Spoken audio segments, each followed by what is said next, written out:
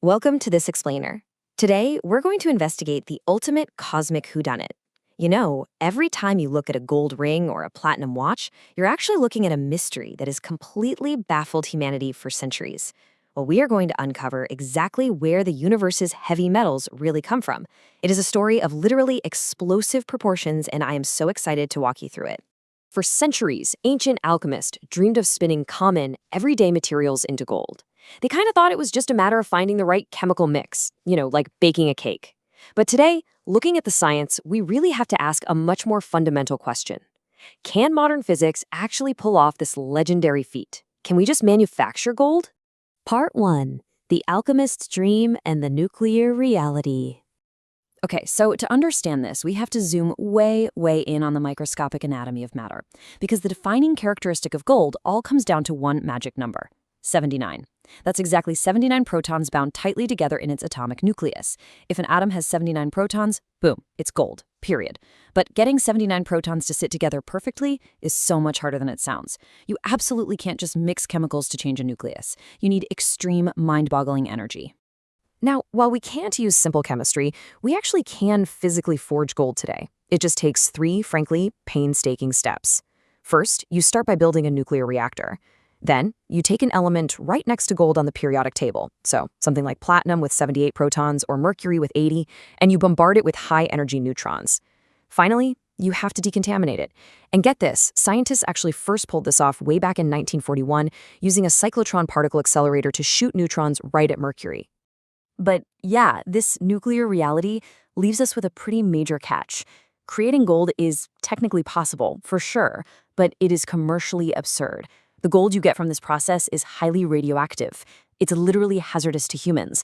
And by the time it undergoes radioactive decay and finally becomes stable, well, it might not even be gold anymore. Plus, the sheer energy and equipment required mean it costs vastly more to create this synthetic gold than it could ever possibly be sold for. Moving on to part 2, the cosmic suspects. So, since terrestrial labs are a dead end for our gold supply, we've got to cast our gaze upward.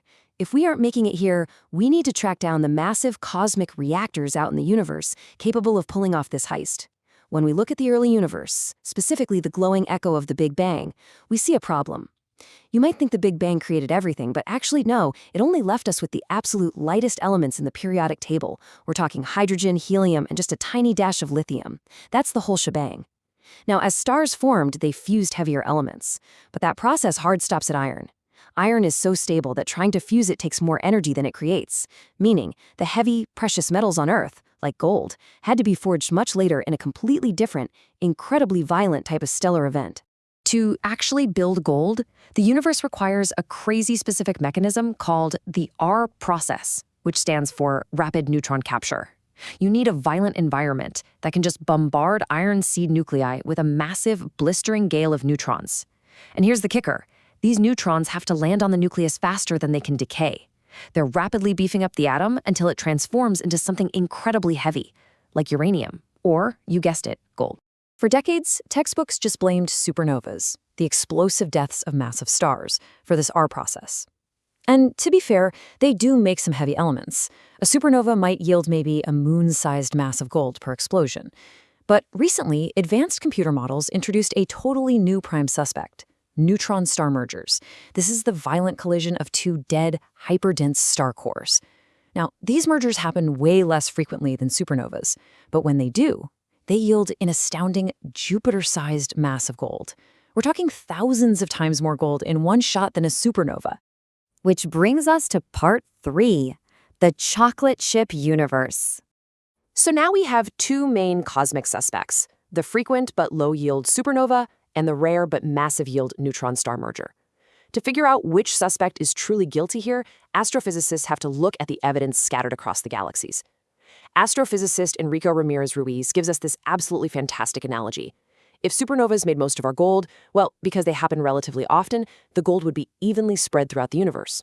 It'd be like a thin, even chocolate glaze over a cookie. But when we observe stars in our galactic halo, the universe's gold isn't an even glaze at all. It's clumped together wildly in very specific spots. It's exactly like chocolate chips. And astronomers actually found this smoking gun for this theory in a dwarf galaxy called Reticulum 2. They noticed that levels of europium, which is an R-process element, vary wildly between stars that otherwise have the exact same iron content. In Reticulum 2, they found exactly 7 stars heavily enriched by R-process elements. Just 7!